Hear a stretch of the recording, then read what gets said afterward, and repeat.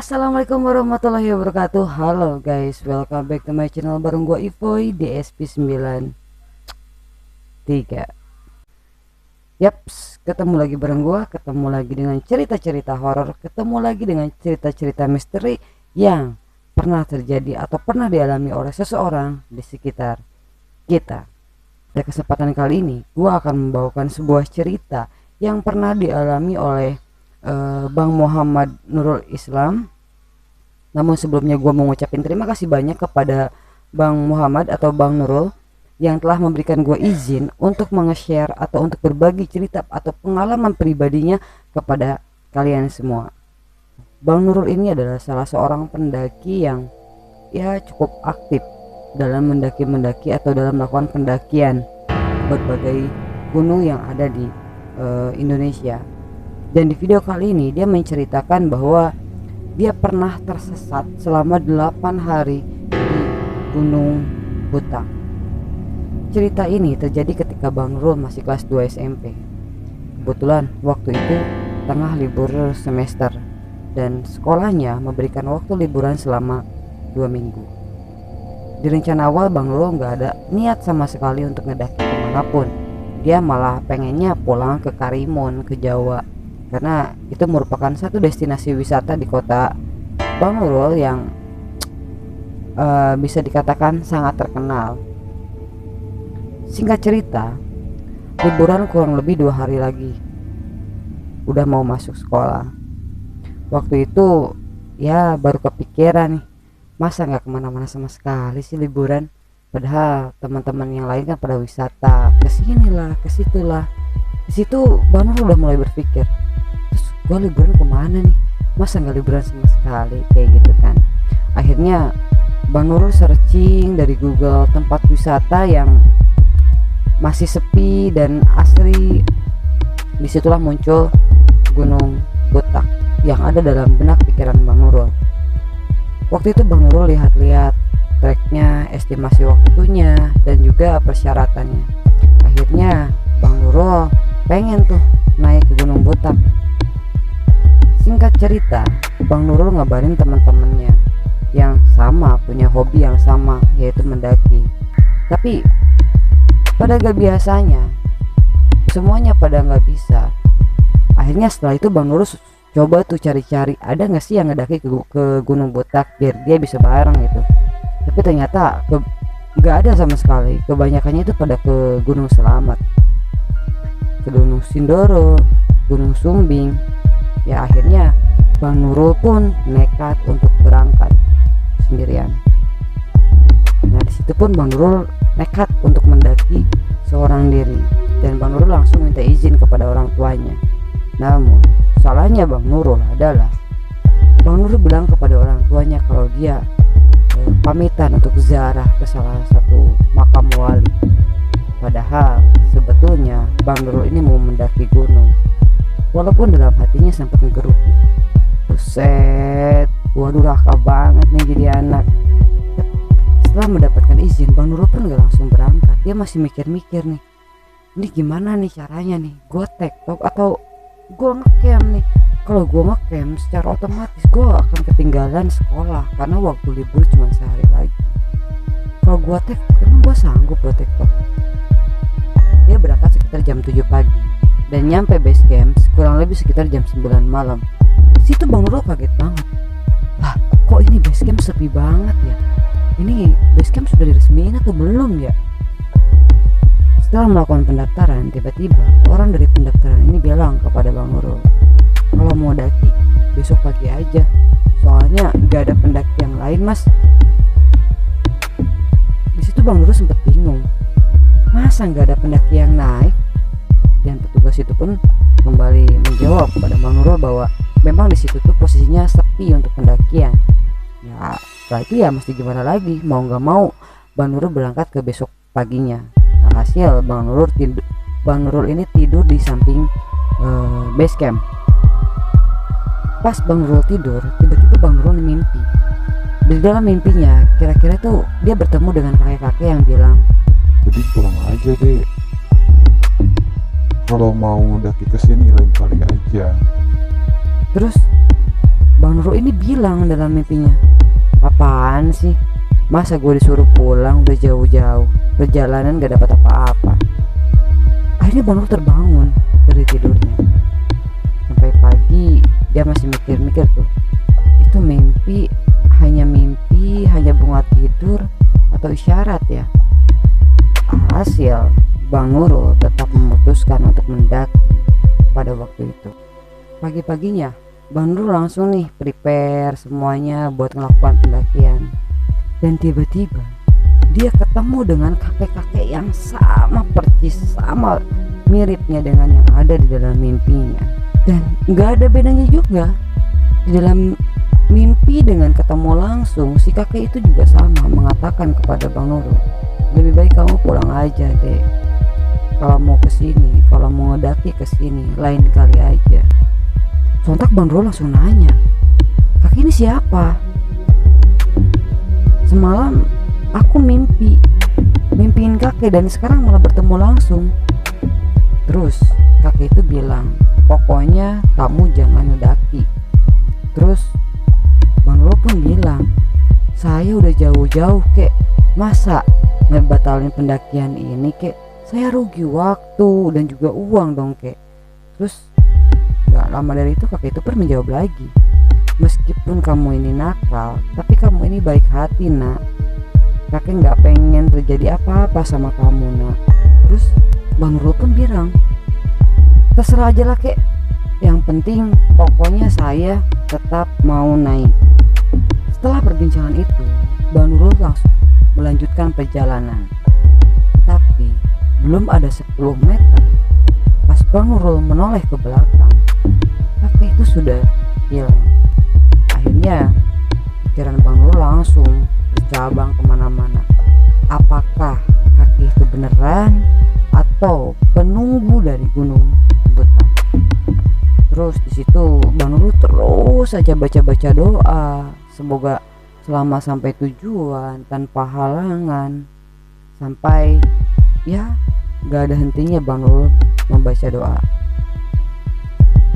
Setelah berdoa sejenak dan Bang Nurul pun langsung melanjutkan perjalanannya, tiba-tiba terdengar suara yang gak asing di telinga Bang Nurul ini.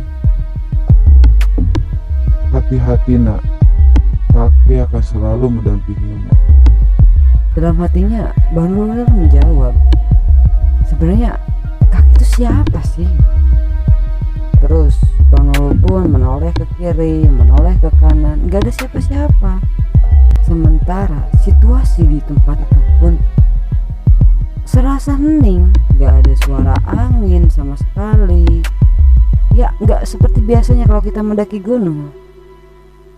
Terus Bang Nurul pun berkata di dalam hatinya, belum nanjak aja udah kayak gini, apalagi di atas ya. Tak lama setelah Bang Nurul mengatakan itu, Bang Nurul pun langsung melanjutkan perjalanan. Tapi ada satu kejadian aneh yang membuat Bang Nurul tetap melanjutkan perjalanan, yaitu ada orang yang mirip banget dengan kakek Bang Nurul yang sudah meninggal. Terus Bang Nurul ini bilang, kakek kok hidup lagi? Dan kakek itu pun gak ada menjawab. Kakek itu hanya terus saja berjalan ke atas. Ya akhirnya Bang Nurul pun mengikutin sampai Bang Nurul nemuin jalan yang bercabang, yaitu jalur antara ke Gunung Panderman dan juga ke Gunung Buta. Tapi kakek yang mirip dengan kakeknya Bang Nurul ini lewat jalur Panderman. Pas Bang Nurul mau ikutin, ada suara, Jangan ke situ, itu bukan tujuan kamu. dari situ Bang Nurul diam. Dalam hatinya berkata, itu suara siapa lagi? Dan Bang Nurul pun teriak, terus itu siapa sih? Kok ganggu melulu? Terus suara itu pun kembali terdengar sama Bang Nurul dan mengatakan, Saya yang akan menjagamu. di situ Bang Nurul pun gak diam aja, dia kembali teriak, aku gak butuh penjagaanmu, aku udah ada yang menjagai. Dan terus suara itu hilang gitu aja. Akhirnya dari situ Bang Nurul lanjut jalan dengan terpaksa. Mau balik udah nanggung, tapi hati Bang Nurul juga gelisah, kayak gak yakin naik gunung ini. Akhirnya tibalah Bang Nurul di pos 1. Tiba-tiba pas melewatin pos, Bang Nurul ketemu dengan sosok anak kecil yang melambaikan tangan kepada Bang Nurul, nyuruh Bang Nurul untuk balik. Terus Bang Nurul ini malah nyamperin sosok anak kecil itu. Tapi ketika Bang Nurul sampai di titik tempat Bang Nurul melihat anak kecil itu, anak kecil itu hilang. Di situ pun Bang Nurul langsung kelabakan. Jancok, ini gunung apaan sih? Udah sepi pendaki, banyak gangguan. Setelah bilang seperti itu, tiba-tiba ada lagi suara kakek-kakek yang tadi dan mengatakan, Jaga ucapanmu, nak. terus Bang Nurul pun bilang, kakek ini siapa sih? Gak ada jawaban. Akhirnya Bang Nurul pun jalan melanjutkan perjalanannya menuju ke pos 2. Untung jalan menuju pos 2 ini jalurnya sangat landai. Jalan cukup landai untuk menuju ke pos 2 ini. Ya, jadinya buat Bang Nurul gak terlalu menguras tenaga dan masih banyak juga pepohonan. Jadi ya masih kerasa lah ademnya, sejuknya. Tapi ada satu pohon yang pas Bang Nurul lewatin, tiba-tiba bulu kuduknya berdiri. Gak tahu itu pohon apaan. Tapi di situ Bang Nurul lihat gak ada sosok apa-apa. Lihat kiri kanan gak ada sosok apa-apa. Hingga ketika Bang Nurul melihat ke atas pohon, dia melihat ada sosok seperti genderuwo sedang mengawasin Bang Nurul. Setelah itu Bang Nurul dalam hatinya terus istighfar. Terus Bang Nurul bilang dalam hatinya, tolong jangan ganggu perjalanan saya. Akhirnya tanpa terasa sampailah Bang Nurul di pos 2. Tapi di pos 2 ini gak ada bangunan sama sekali. Di situ Bang Nurul berhenti, terus duduk sambil ngerokok sebentar. Terus rokoknya ditaruhlah di samping Bang Nurul. Pas mau lanjut jalan, tiba-tiba rokok yang ada di samping Bang Nurul tuh hilang. Terus Bang Nurul bilang, kalau mau ngerokok jangan diambil semua, kita ngerokok bareng aja, ntar gue buatin kopi sekalian. Sompralnya Bang Nurul mengucapkan kata-kata itu di Gunung Butak. Setelah itu Bang Nurul gak banyak pikiran, ya udahlah dia lanjutin lagi perjalanan dengan perasaan yang sangat dongkol. Jalan menuju pos 3 ini seperti lorong, banyak ranting-ranting yang menyeruat di atas kepala Bang Nurul, sehingga perjalanan pun tidak terlalu panas. Kira-kira kurang lebih sekitar 2 jaman untuk menuju pos 3. Bang Nurul sampai di pos 3 kira-kira sekitar jam 11. Bang Nurul langsung lanjut menuju ke pos 4. Tapi pas mau melewati pos 3, Bang Nurul melihat rokok Bang Nurul itu ada di pos 3. Dari situ Bang Nurul langsung ngambil, terus lihat isinya. Pas dilihat, isi dari rokok Bang Nurul ini tinggal 2 batang.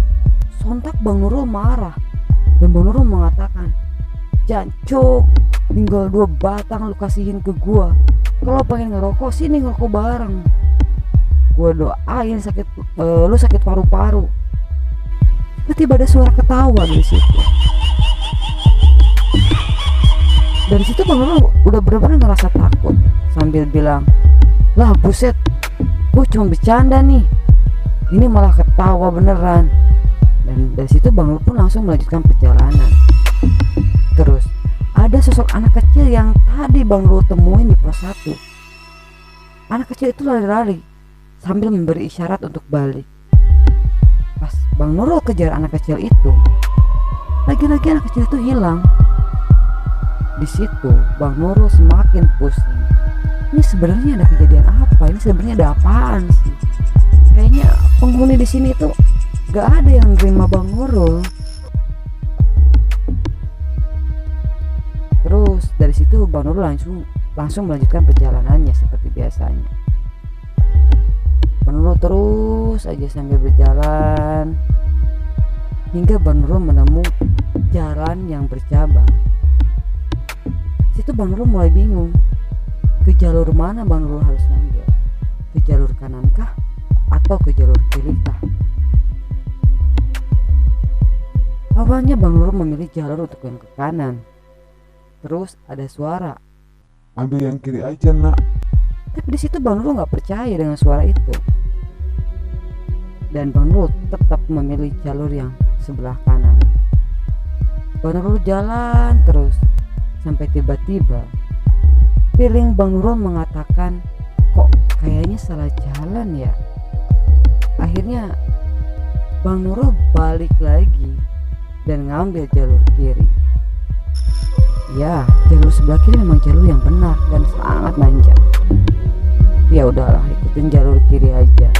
Sampai akhirnya Bang Nurul pun sampai di pos 4.